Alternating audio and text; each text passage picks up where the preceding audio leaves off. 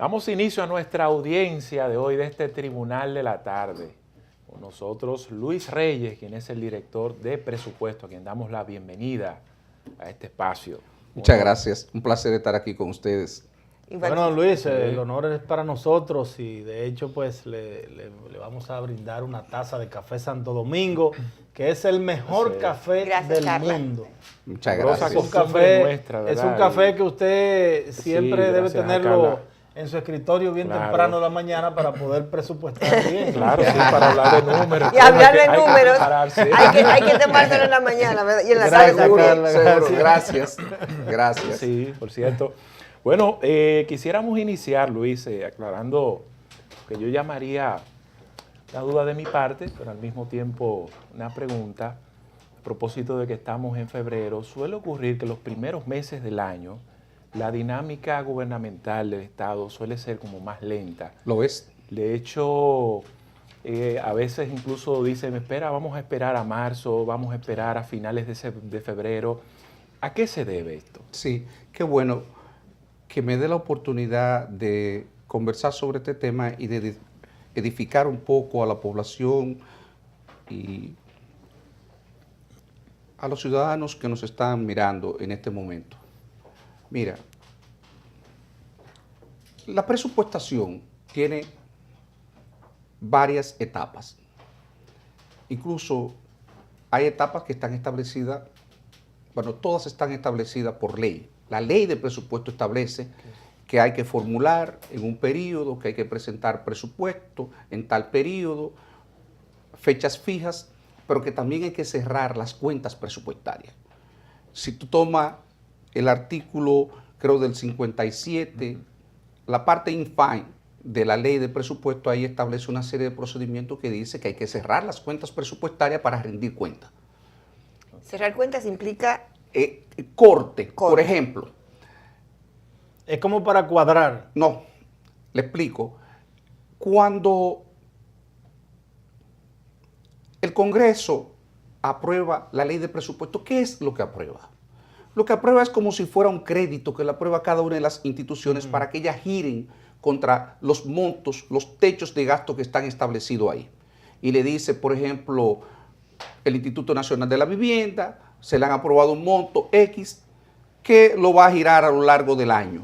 E incluso dice, esta asignación está condicionada a que el gobierno tenga los ingresos para poder financiar ese gasto. O sea que tampoco no es que una institución, porque tenga recursos asignados en el presupuesto, puro y simple, lo va a ejecutar. Va a depender de la disponibilidad de recursos que tenga el gobierno para financiar ese gasto.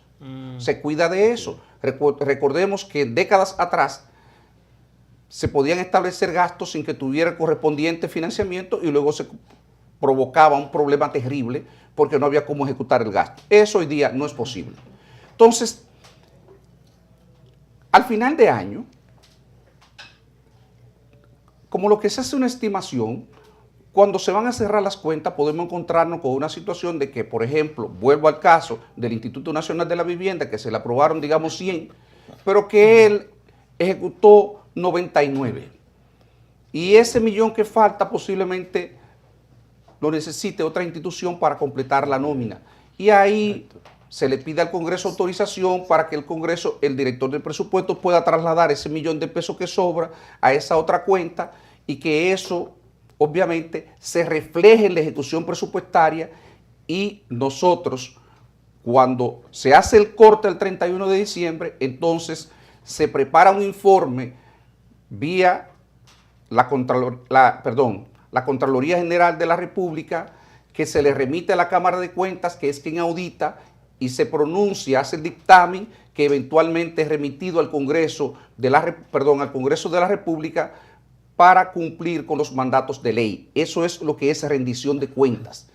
Eso se da de manera simultánea con el inicio del año. Fíjate que cerramos el 31, las cuentas normalmente se cierran en los últimos días, el 28 de diciembre, 27, 28, 26, dependiendo si cae fin de semana, el 31, pero alrededor del 27, 28. Inmediatamente después hay que cargar el sistema. ¿Y qué es cargar el sistema? el Congreso aprueba una ley en versión papel, que nosotros la tenemos en versión electrónica, y entonces ahora es como si cargáramos el sistema.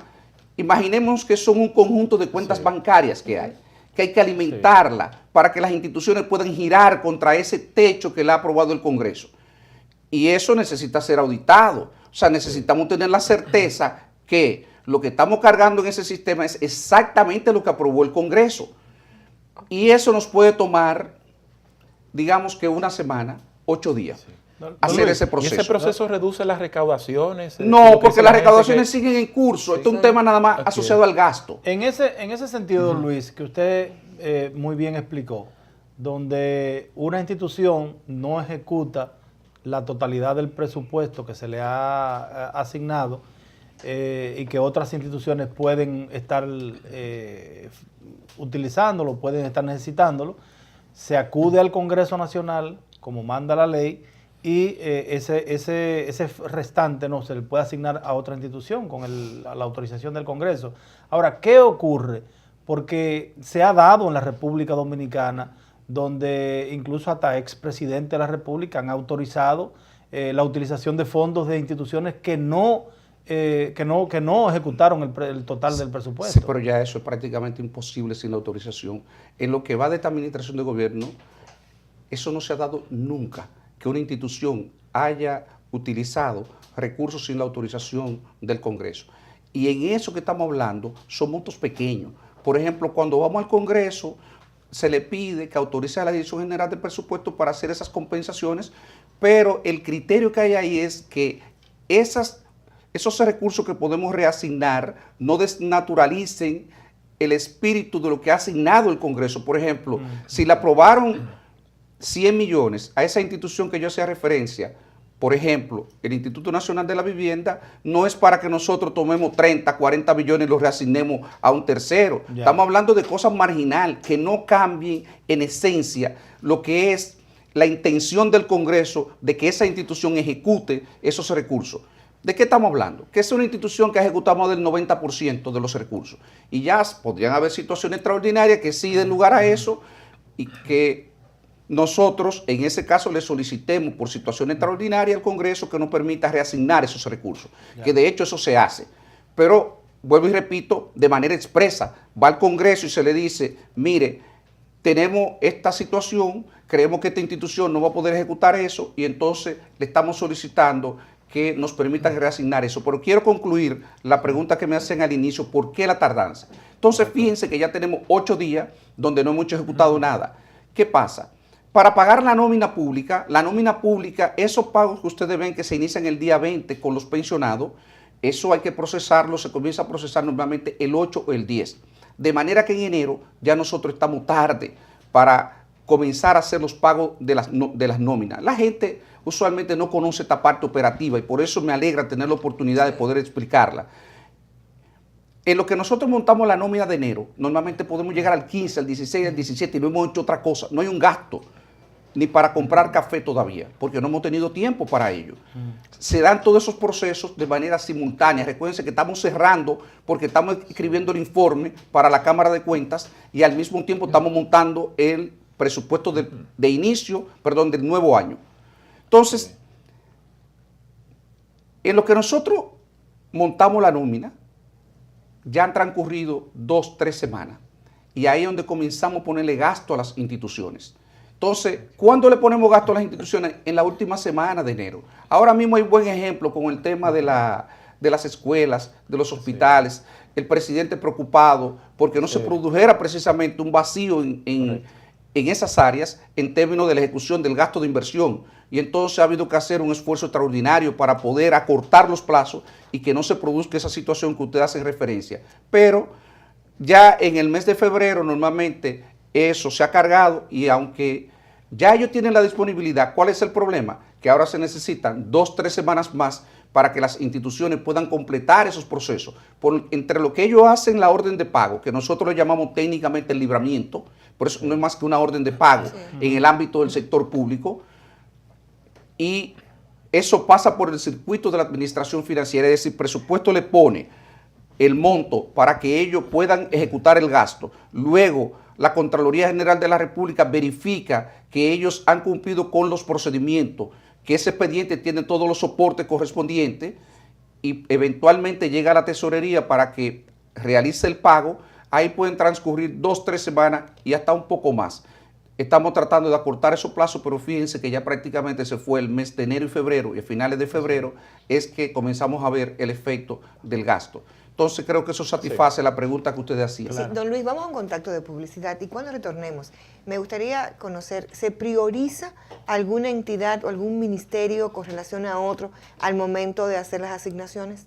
De eso conversaremos cuando regresemos de este contacto con nuestros patrocinadores.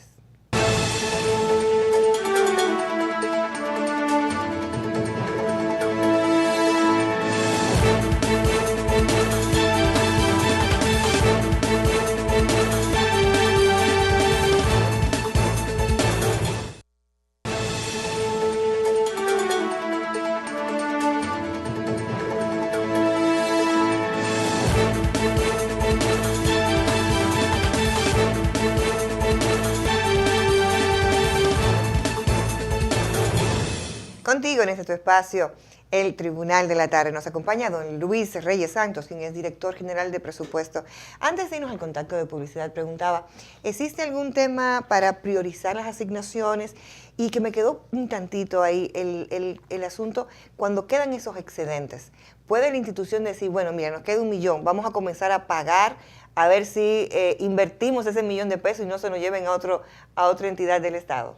Por supuesto, de hecho, muchas instituciones tratan de hacer eso antes del 31 de diciembre y eso somete a mucha presión porque también de alguna manera la Dirección General de Presupuesto tiene que velar por la calidad del gasto. Y cuando ve que una institución está tratando de hacer un gasto, digamos, que no se justifica, entonces es responsabilidad de quien les habla vetar eso y decirle, no, sencillamente eso no tiene sentido. Pero volviendo a la pregunta que nos hacía si se prioriza, claro que se prioriza. Por ejemplo, actualmente, en el mes de enero, inmediatamente nosotros subimos la nómina de las instituciones públicas, o sea, pusimos a disposición de las instituciones los topes de gasto para que ellos puedan pagar la nómina. Entonces nosotros le dimos prioridad al gasto de inversión en educación para que no se paralizaran la construcción de las escuelas, que es uno de los programas más importantes que tiene este gobierno, pero también priorizamos el pago de los gastos relacionados con la alimentación escolar. Okay. Porque el año pasado, ustedes recordarán que tuvimos problemas, tuvimos dificultades, sí, precisamente por situaciones como esta. Ahí se da lo siguiente. Los suplidores reciben el pago con un rezago, digamos, de 60 a 90 días. Y eso es lo normal, y ellos están preparados para eso. Pero el año pasado, por un tema de una reforma que nosotros hicimos al sistema, en presupuesto, lo que uno no programa para iniciarlo al inicio del año, con el inicio de la formulación presupuestaria, ya no puede iniciar, no puede darle inicio en medio del proceso de ejecución. Tiene que ser en la fase inicial, comenzar con. Okay. Entonces, el año pasado, en un esfuerzo que hacía la Dirección General de Presupuesto por mejorar la ejecución del gasto, el sistema, desafortunadamente, cuando arrancó, tuvo dificultades. Y eso hizo que nos retrasáramos aún más esa situación que ustedes describen. Estamos hablando de una situación coyuntural. Yo hablaba lo que normalmente tarda un proceso regular para que se inicie el gasto, pero hay factores que pueden crear situaciones más complicadas y que eso se alarga aún más. Entonces nos encontramos en una situación donde en febrero todavía no se le había pagado a los suplidores de la alimentación escolar y había mucha especulación en torno a eso. Y no obstante las aclaraciones que hicimos, pues bueno, en los medios de comunicación se creó mucha confusión alrededor de esto y este año tratamos de tomar las previsiones correspondientes para que eso no ocurriera, pero sí se prioriza. Sí. Luis, del presupuesto de este año, ¿qué cantidad está destinada para el pago de deudas? Si 2019, año preelectoral, siempre se disparan las alarmas de un posible aumento de la nómina pública. ¿Cuál es el comportamiento del presupuesto este año destinado para, ¿verdad? para esa área y si aumentó en función del año pasado? Mira, el presupuesto en total son unos 932 mil millones de pesos, de los cuales 254 mil aproximadamente es para el pago de deuda y otros conceptos. Deuda, 190 mil millones, pero estos son aspectos técnicos, pero también a veces tú escuchas hablando algunos comentarios que se hacen incluso de economistas sobre esto y generalmente hay mucha confusión en torno a eso. Sí, que se dice que la mitad, casi la mitad va destinada al pago de deuda. Sí, mira, el incremento, el déficit propiamente, el déficit, son 76 mil millones de pesos. O sea, eso es lo que incrementaría la deuda este año, lo que se tiene previsto. Ahora, hay otros montos que están destinados a reciclar la deuda. O sea, deuda que vence, deuda que yo tengo que pagar, yo me endeudo para pagar la deuda, por eso no me incrementa el monto, porque yo lo que estoy sustituyendo es una deuda vieja por una deuda nueva. Entonces eso no incrementa la deuda.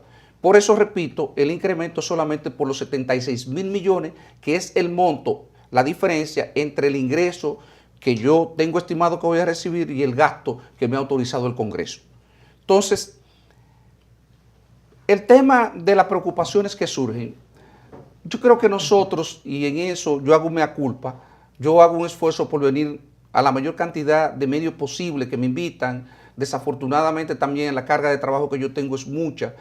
He pensado que tengo algunos jóvenes que voy a tratar de que hagan esa labor, de tratar de salir a explicar situaciones como esta que voy a describir ahora, que tiene que ver ya con la fortaleza institucional que ha ido creando el Estado Dominicano en los últimos años. Miren, señores, años atrás, un ministro decía, yo quiero designar un empleado, y ese empleado, con la palabra del ministro, ya él aparece en nómina. Sí. Pues eso es imposible. Incluso yo tengo personas que me piden que lo ayude y la gente no sabe, no tiene idea lo complejo que es hoy día usted incorporar a alguien a la nómina pública. Primero, óigame, usted quiere aumentarle incluso.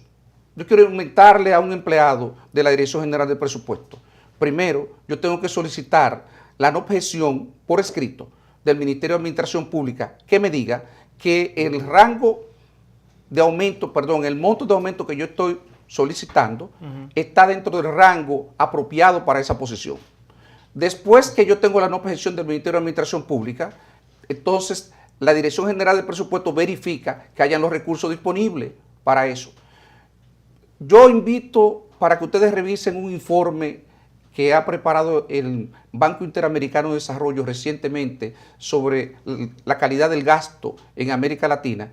Incluso ahí se ve que República Dominicana es uno de los países de la región que menos gasta, menos nómina tiene. Esos son muchos mitos que se han creado. Y cuando usted toma y descuenta del total del incremento que ha tenido lugar la nómina, los incrementos que ha habido en los salarios de los maestros, eso es tomando aún, óigame, con el incremento del salario de los maestros, de los médicos, de los policías, de los militares, del sector agropecuario, que todo eran temas de agenda nacional, que hoy día prácticamente no lo son, y aún así tenemos nómina salarial que andan en los niveles más bajos de los países de América Latina. Yo creo que realmente no hay razón, no hay preocupación. Si hay una cosa que ha dado muestra a esta administración de gobierno, es el compromiso con todo lo que tiene que ver con el manejo racional de las finanzas públicas.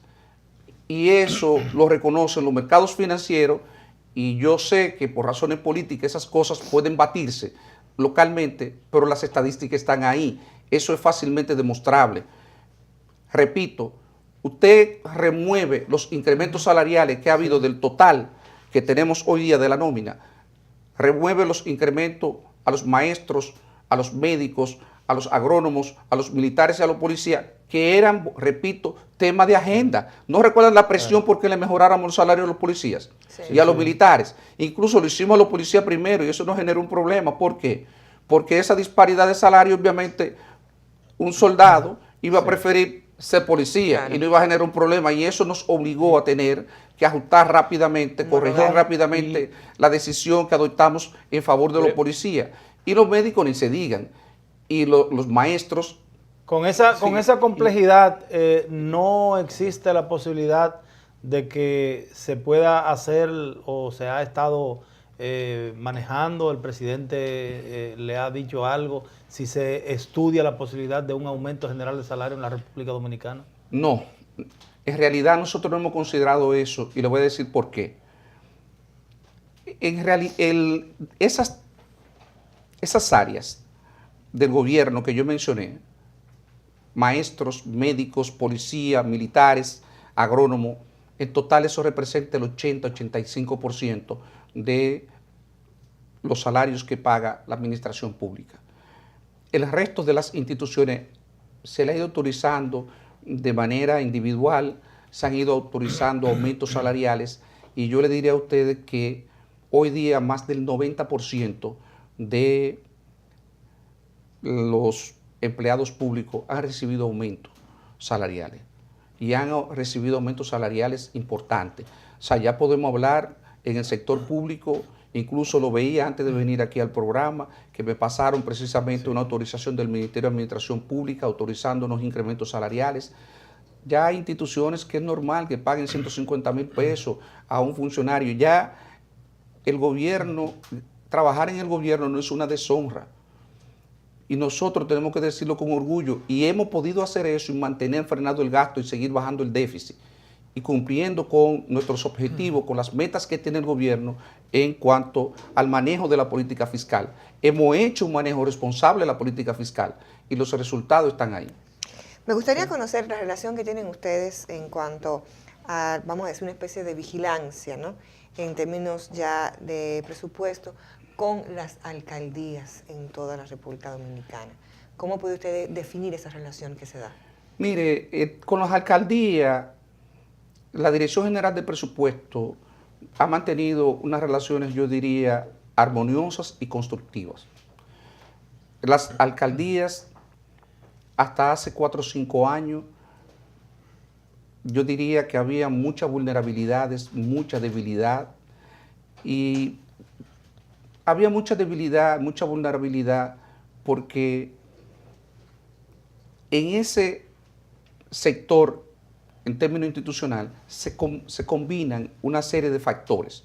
Mire, las alcaldías pasan por procesos de rotación de personal muy intensos, cada 4 años. Lo primero es que el personal que llega ahí no tiene ningún entrenamiento en sentido general en materia de administración financiera ni administración del Estado.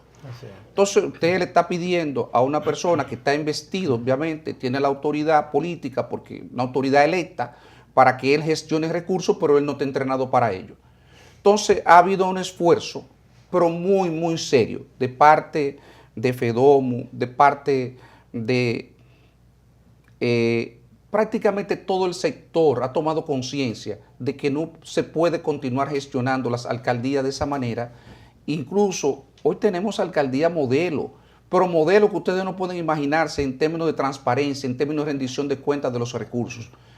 Y hemos participado en uno y otro taller con ellos y seguiremos acompañándolo hasta que ellos puedan alcanzar un punto donde todos nos sintamos orgullosos de la gestión que ellos pueden hacer de los recursos humanos. Pero repito, ahí hay esas dificultades. Todavía tenemos a nivel de distritos municipales personal con escasa formación profesional, con muy bajo salario, que puede ser de un profesional que gana 5,000, 6,000, 7,000 pesos, porque la transferencia de recursos que se le hacen a esas instituciones es muy poco mensualmente.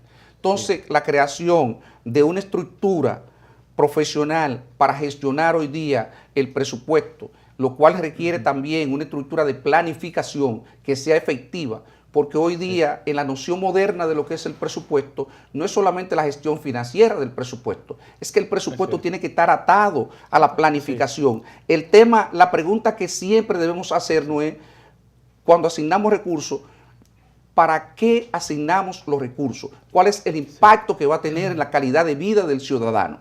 Y para nosotros poder medir eso y hacer eso, necesitamos tener estructuras entrenadas, calificadas, profesionales, y eso requiere de recursos y requiere también de buena voluntad. Bueno, aprovechando la presencia del director de presupuesto, pues se han generado confusiones, críticas con el anuncio hecho por el presidente de la Junta Central Electoral en cuanto a los fondos que necesita para poder desarrollar unas primarias internas de los partidos.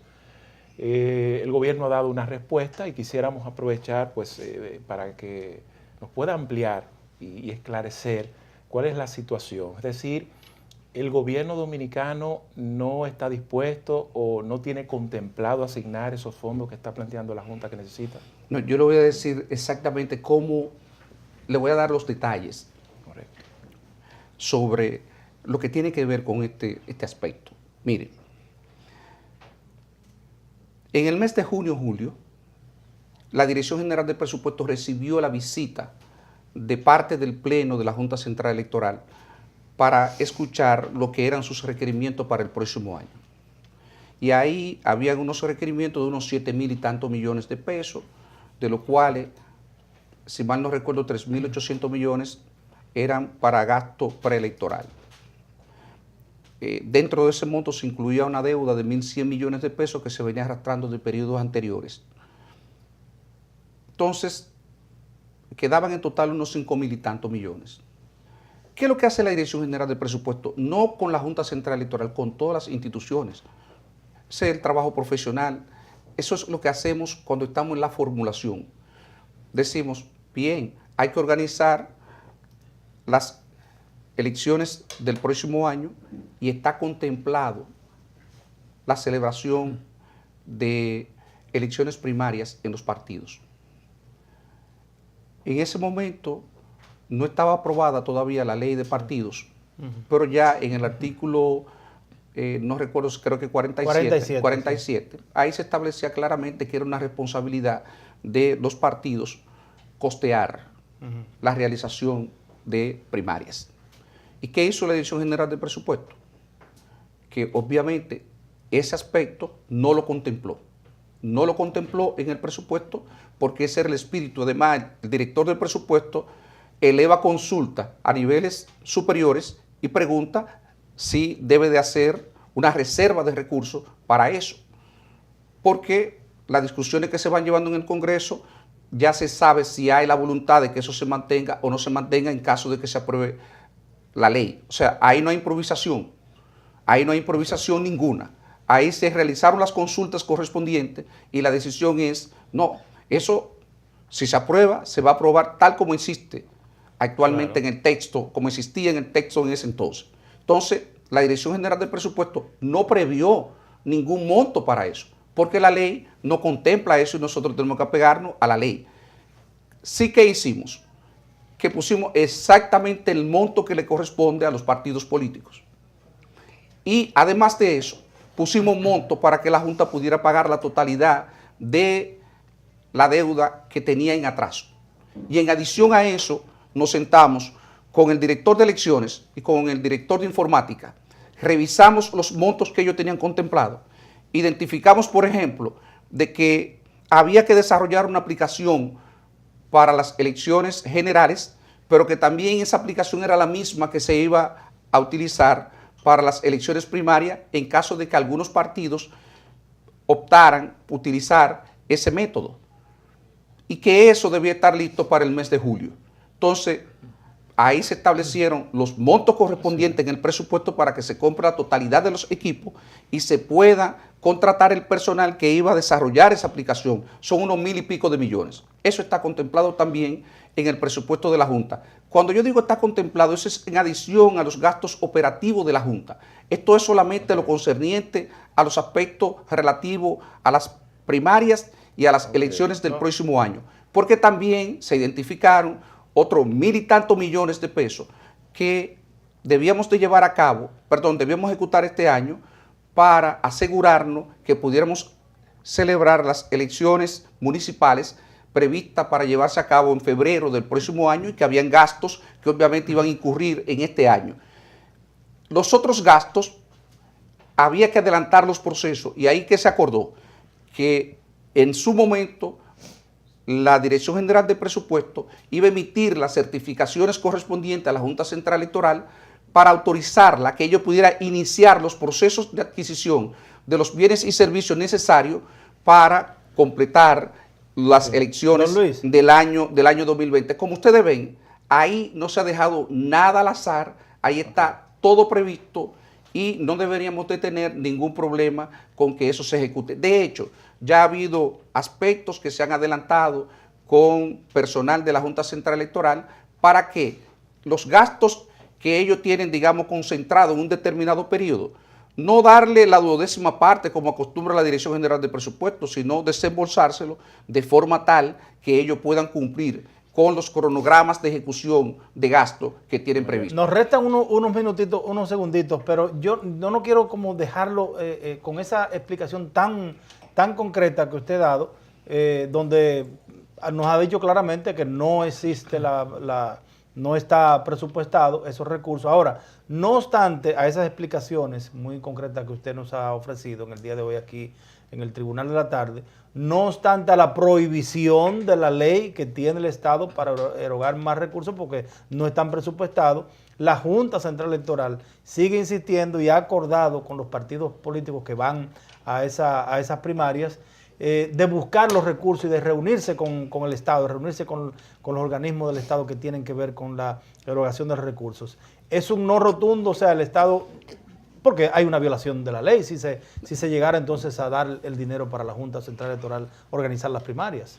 Bueno, yo no puedo decir no rotundo, porque al final también eso es un aspecto político que no es del todo competencia del director general de presupuesto. O sea, ahí podrían haber otras consideraciones. Yo me he limitado a poner lo que sí es la realidad desde el punto de vista presupuestario que tenemos contemplado hasta el día de hoy.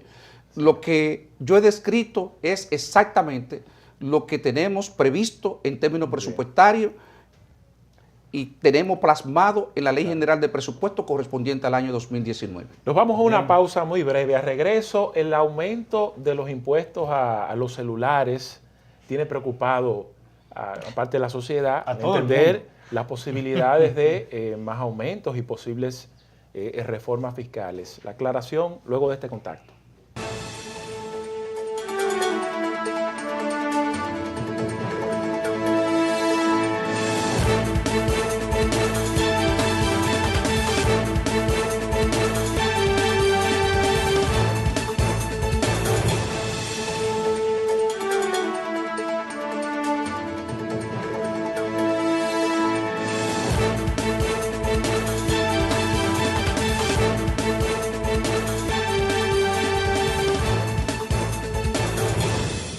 Bueno, aprovechando estos minutos finales, conversando con Luis Reyes, voy a aprovechar un 2x1.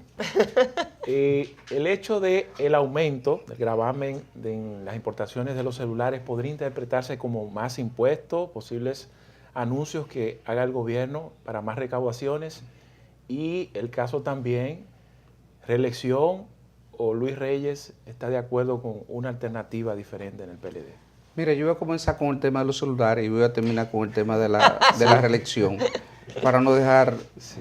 El gobierno, como todos saben, ha manifestado que no hay pacto fiscal, que no hay reforma tributaria, de aquí por lo menos hasta que termine esta administración de gobierno. Que nosotros vamos a ajustarnos a lo que podamos recaudar, que nuestro propósito es mejorar la eficiencia recaudatoria. Ahora, en el tema de los celulares, que es un tema que obviamente hemos debatido al interior del gobierno, pasa lo siguiente, y hay desde tema de equidad contributiva, porque ¿por qué una persona que compra un iPhone 10 tiene que pagar un 3%, cuando la ley establece que es un 20%? Y que ahora la Dirección General de Aduanas ha acordado que solamente va a cobrar un 8%.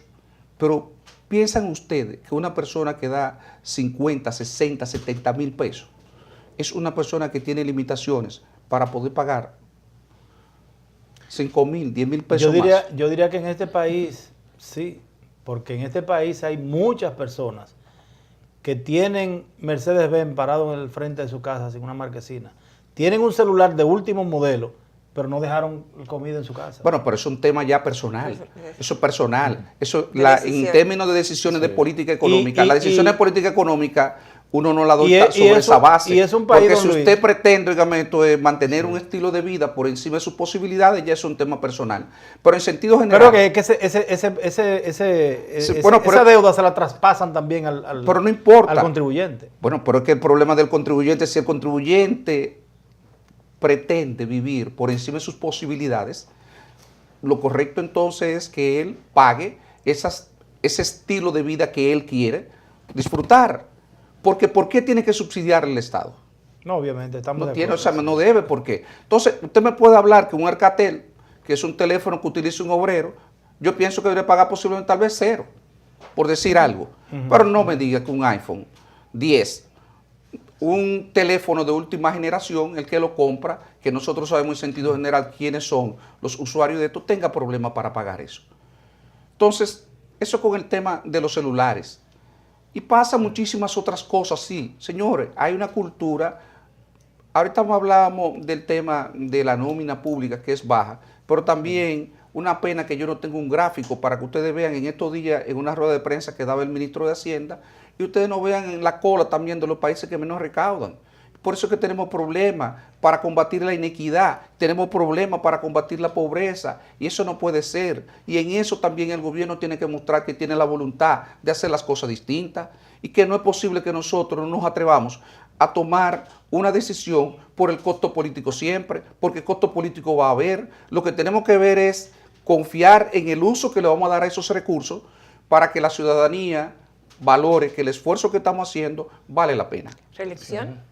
La reelección, yo creo que Danilo Medina es el mejor activo que tiene el país actualmente y que la sociedad dominicana deberá en su momento valorar eso y tomar la decisión que entienda más conveniente. Bueno, sí. Bueno. Asumiendo que habría que modificar la Constitución o no es necesario, Luis. Hacer lo que la sociedad entienda que debe hacerse, si entiende que debe de preservar lo que es el mejor activo político desde el punto de vista de la capacidad de gestión del Estado dominicano, hacer lo que la sociedad entienda que deba de hacerse, porque hay que respetar los procedimientos, hay que respetar el ordenamiento. Tampoco yo soy de la gente que cree que para lograr cosas hay que atropellar. Si esa es la decisión de la sociedad dominicana, entonces habrá que hacer lo que haya que hacer, lo que establezca la normativa respecto para que eso pueda cumplirse. O sea, la voluntad de la ciudadanía. En pocas palabras, para entenderlo, que se consulte al pueblo y no que el PLD sea que tome la decisión. No. Al final tú puedes consultar al pueblo de múltiples maneras.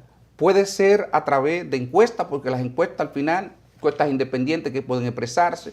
Tú podrías utilizar hasta un mecanismo, otro mecanismo alterno. Pero lo que no cabe la menor duda es que si esa es la voluntad de la mayoría de la sociedad dominicana y que para cumplir ese deseo haya que modificar la Constitución y cumplir con cualquier otro procedimiento que sea de lugar, que se haga la voluntad de la mayoría. Eso es lo que yo creo en términos personal. Eso es lo que yo favorezco en términos personal. Y reitero, para mí Danilo Medina es el mejor activo que tiene la sociedad dominicana para gestionar el Estado dominicano.